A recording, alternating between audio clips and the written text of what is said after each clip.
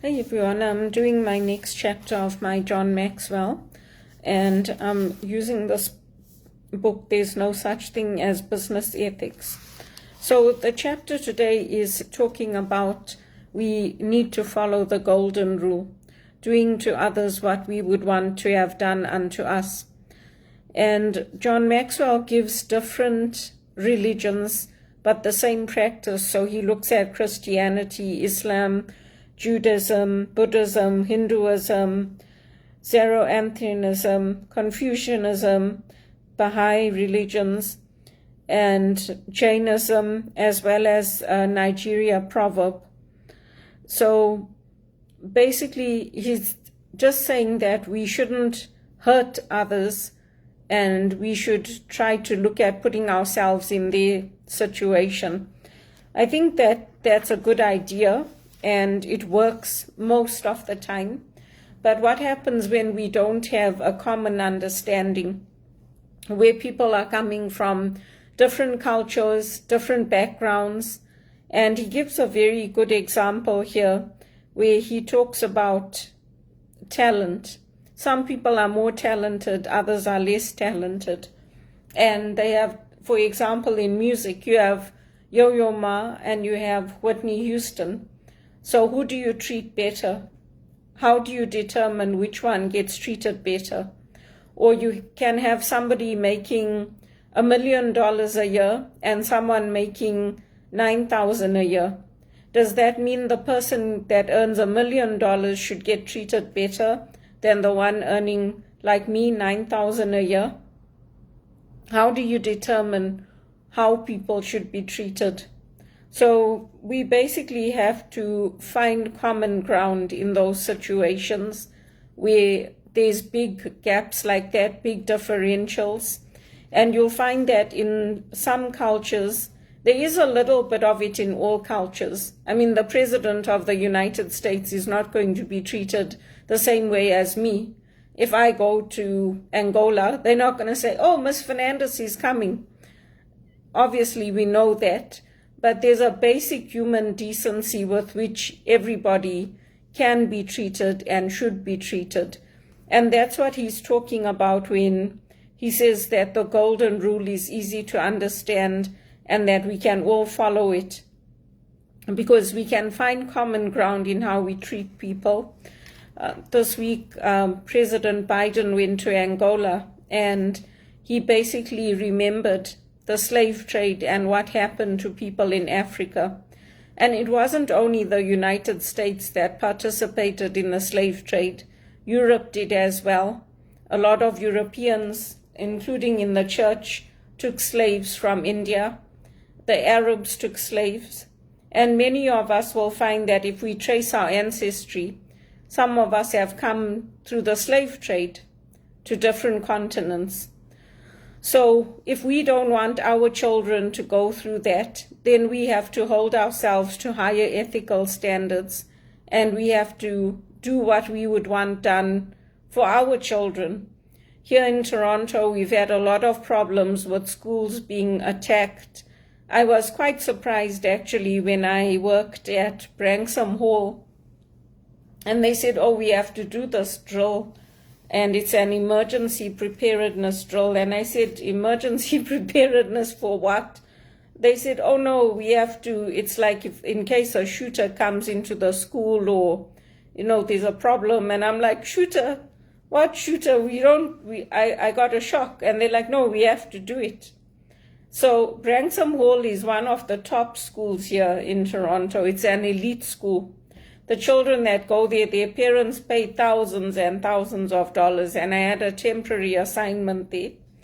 So I was shocked that they said, this is what we do. And then we had to get all the children lined up and go outside and do like a roll call. So, for me, coming from Africa, from Zimbabwe, I never experienced that. I never experienced it in England. So it was a culture shock for me. And in America, they have a lot of this. They have a lot of gun shootings in the schools, in public. It really was a culture shock for me. So we can look at that standard and say, we have to have these things in place, because that basic decency in society has deteriorated and it's not there anymore. And if we have that rule in place, it becomes a win-win for us and for everybody else. It doesn't take away the big differentials in salaries, in what we're earning, but it gives us a basic groundwork, if you like, from which to build.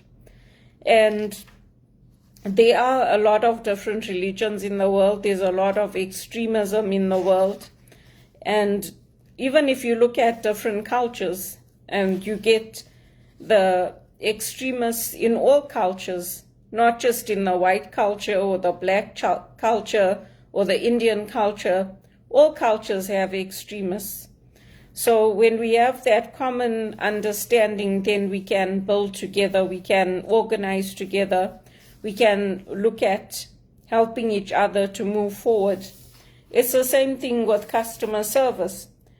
Like I had mentioned in my previous talks, I don't come from a culture where if I got a broken product or something is not right, that I have the right to call customer service and scream at them and shout at them and abuse them and yell at them, and then management will say to me, oh, put yourself in their shoes. I don't come from that type of culture. I came from a culture where if something was wrong, we fixed it, and yes, we helped each other and we moved on. But that's how the Americans treated me. So it's very upsetting and it's very unnerving. And it wasn't only me. There's a lot of us who went through that, and they actually tell you, you can't say anything to them. I told you, if you say anything to them, there's going to be a problem.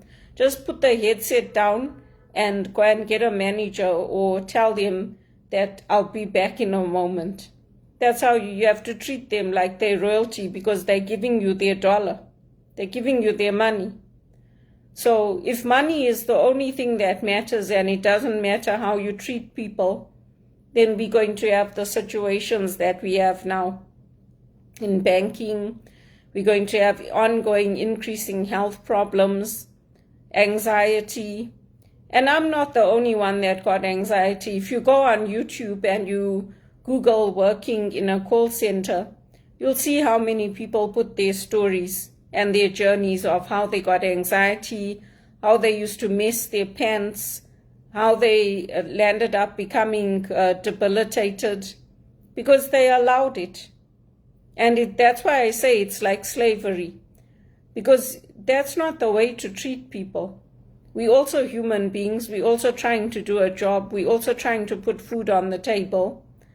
And that's what happens when you get the things like Enron, the smartest guys in the room, where you get EY telling people that they can cheat on the tests, and then it comes out in the news.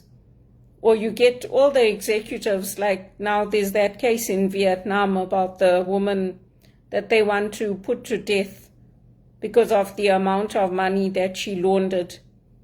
So even though we say we have common elements in our religions, in some religions the death penalty is accepted.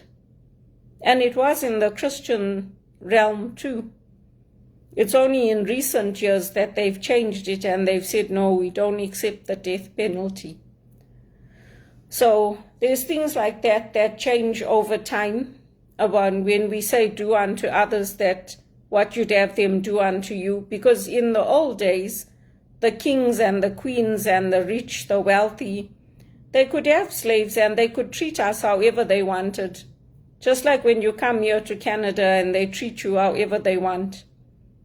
Even if they say there's human rights and there's laws and they train you on all the human rights policies and procedures, at the end of the day, they do whatever they like. And if they abuse you, if they hurt you, they'll just say, oh, I'm sorry that happened to you.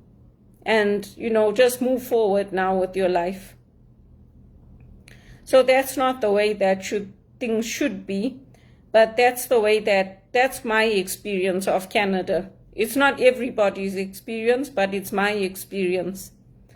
And so when we're talking about business ethics, there's a different way to be, there's a different way to do business, to engage with people. And I don't treat people like that. So I don't know why people treat me like that, but it's because they have the money.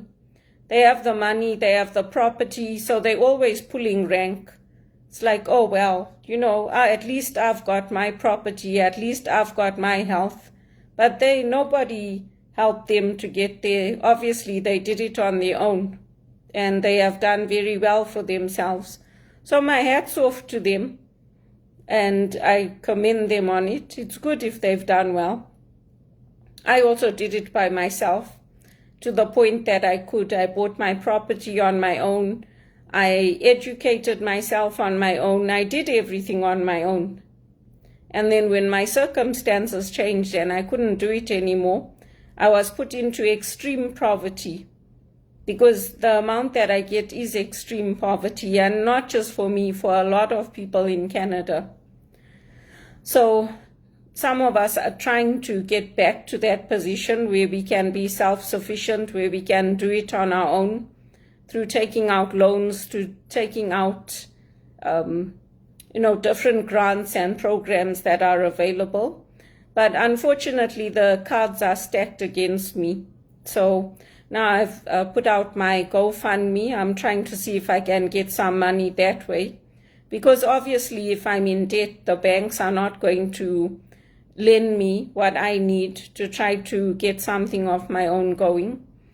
And that's what I'm doing right now, and continuing to apply for jobs. I've applied to a lot of tutoring positions. There's a lot of colleges here that look for tutors. Some of them advertise on Facebook. Some of them advertise through the colleges themselves. So I'm approaching that as well. And I've also applied to executive assistant roles, training roles, HR positions, so that I can use my skills and the talents that I have. I've put my music out on YouTube, so hopefully that will also work. And they always say you have to give before you get. So I've been giving for the last 22 years in Canada, and prior to that in England, in Zimbabwe, in South Africa. So I'm not sure how much more I'm expected to give. In Canada, they say you have to earn your dues. So let's see how much more I have to do before I actually get a break. Because there's other people that don't do even a fifth of what I do, and they get the top paying jobs. So we'll see. But that's the chapter today on the business ethics. And if you don't have a religion, if you don't follow any of these world religions, I guess you can look at things and see, how would it be for the next generation if somebody treated you that way? And there are sadists in the world. There are evil people in the world that don't care, and they promote trafficking, they promote all these things, but it comes back on them. Even this pharmaceutical industry and what they're doing now, it's not something new. People know what they do. Even the sisters told us when they were training us, they give out drugs that they know are going to harm people. Like when they say children have ADHD, some children just have high energy. They give them Ritalin and it makes it feel like they have worms crawling under the skin. And then the parents trust the doctor because they say, well, the doctor's the educated one. The doctor's the one that knows what's best. But in this culture, we can't rely only on that. We also have to do our own research. We have to look at the side effects. And now with the internet, there's a lot of false information. So it becomes difficult. A lot of journalists are going off X because there's so many false reports. There's false videos on YouTube. So that's why we have to learn how to think for ourselves. And it's not the society that I grew up with where, okay, those are the experts and you go to the experts because they know what's good. And in Africa, yes, we did that. And the doctors were good. And I was fortunate here, I had a good doctor as well, because he didn't steer me wrong. He didn't push the drugs onto me. But not everybody is blessed with that. Not everybody is as fortunate to have that. And even for those of us that have come here, it's a struggle. It's not easy. You can have all the right credentials, all the qualifications, all the skills, but if there's somebody else that they like more than you, or that they favor more than you, you won't get those breaks. Or if you're not coming from the families they want to see coming up in society, you won't get that break. And they don't hide it. They told me, even in the church, they told me, the deacon's wife told me, she said they select the families here that they want to come up. So I told her, I said, Father Larry also selected me, and the Jesuits also selected me. And she's like, really? Did they give you a written reference? I said, yes, they give me written references. And she was shocked. So you have to be prepared for that. I was shocked that she actually told me that. Because for me, I'm already a spiritual director. I've been contributing in the church from childhood. So I was surprised that they told me that. But that's how it is here. So we have to learn to adapt to that too. And I won't give up. Like I said, if I get a break in America or if I get a break back in Europe, then I will take it and I will go. Because I don't want my life to end in poverty, and neither does my mother. And when I lost that property, it broke my heart, because that was my nest egg for me and my mom. That was my home. But it was coordinated that I wouldn't be able to get my mortgage renewed. So I had to accept it. And it's mainly women that go through that here in Canada.